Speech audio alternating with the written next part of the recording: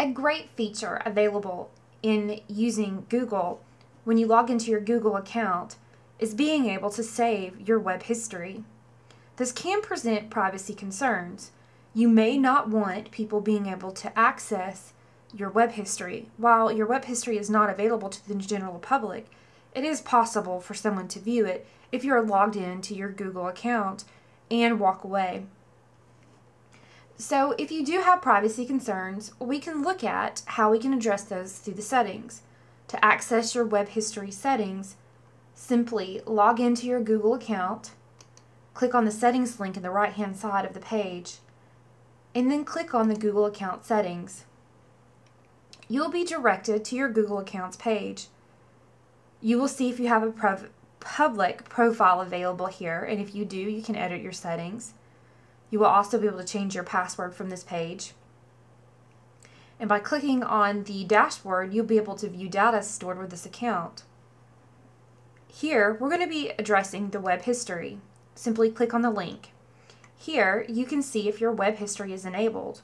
Currently, my web history is limited to only searches, which means that what is stored in my calendar for my web history is only going to be what I search through when I am logged into my Google account through Google.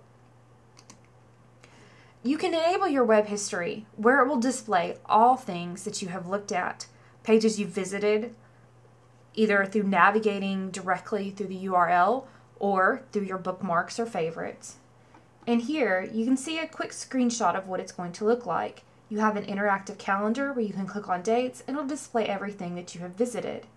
This is great if you are wanting to reference something that you looked up earlier but you forgot to bookmark it. And it's really good to be able to visit all the websites at the click of your finger. But there are possible privacy concerns.